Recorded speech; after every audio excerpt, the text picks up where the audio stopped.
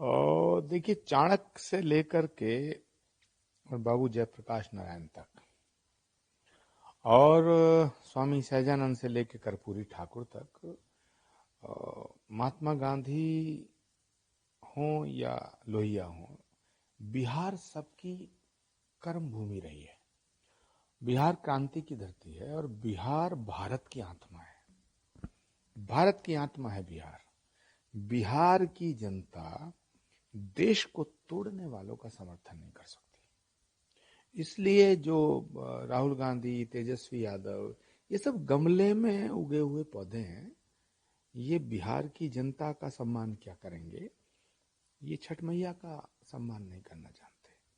तो बिहार की जनता देश तोड़ने वालों का समर्थन नहीं कर सकती। बिहार की जनता राष्ट्र के प्रति जीवन को समर्पित करने वाले नरेंद्र मोदी जी का समर्थन करेगी, मेरा पूरा विश्वास है।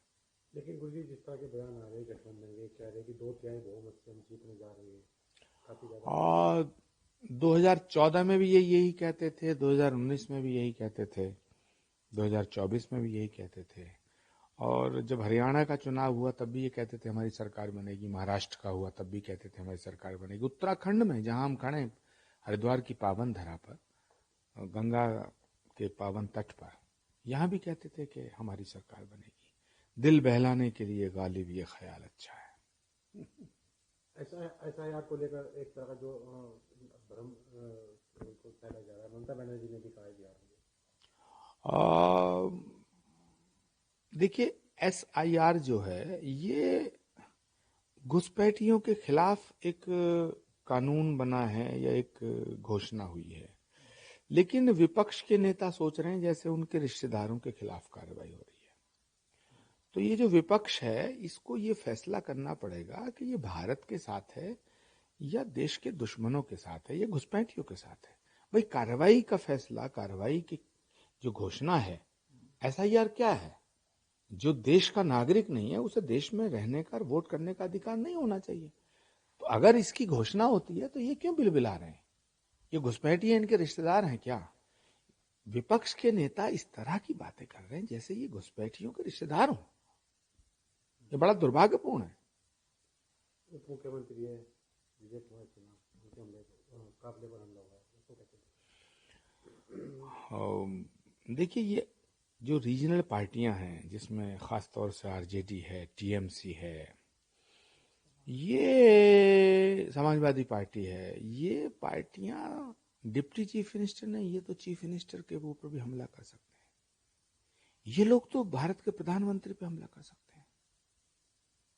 ये सब अराजकतावादी शक्तियों के समर्थक हैं।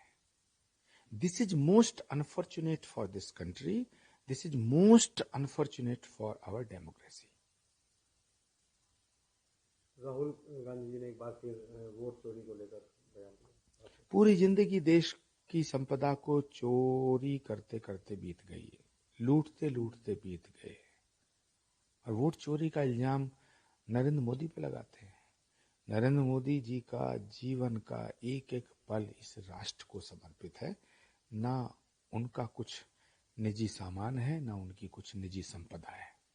सत्ता के सिंहासन पर बैठ के ये देश को लूटना चाहते हैं। कभी कहते हैं राफेल में चोरी हुई, कभी कहते हैं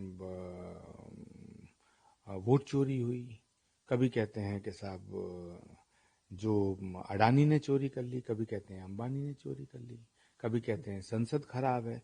तो बेसिकली इनका जो विश्वास है वो भारतीय लोकतंत्र, भारत के संविधान में नहीं है, भारत की संसद में नहीं है, भारत की सर्वोच्च अदालत में नहीं है, सनातन में नहीं है। ये सनातन विरोधी लोग हैं।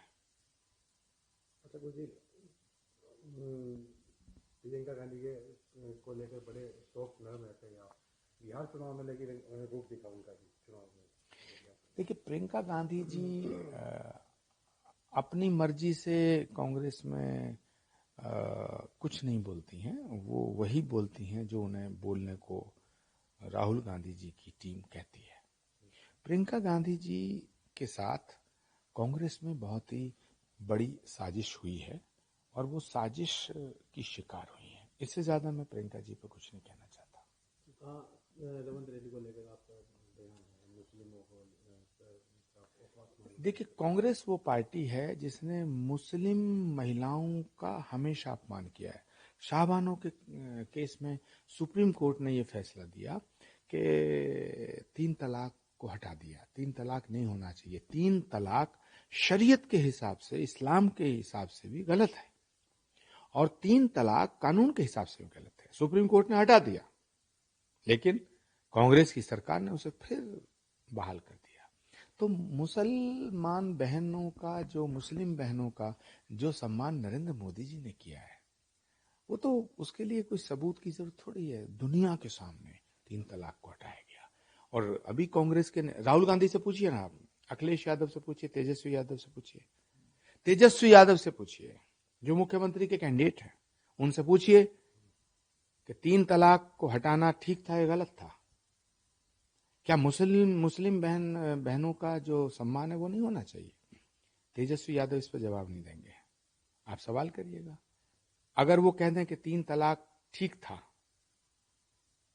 अगर वो कहें कि 3 तलाक गलत था, मुझे पूरा भरोसा वो कहेंगे कि इस पे मेरी कोई टिप्पणी नहीं है, क्योंकि मुसलमान महिलाओं का, मुस्लिम बहनों का वोट चाहिए इनको, जबकि पूरे देश की मुस्लिम बहनें मैक्सिमम नरेंद्र मोदी जी के फैसले के साथ है।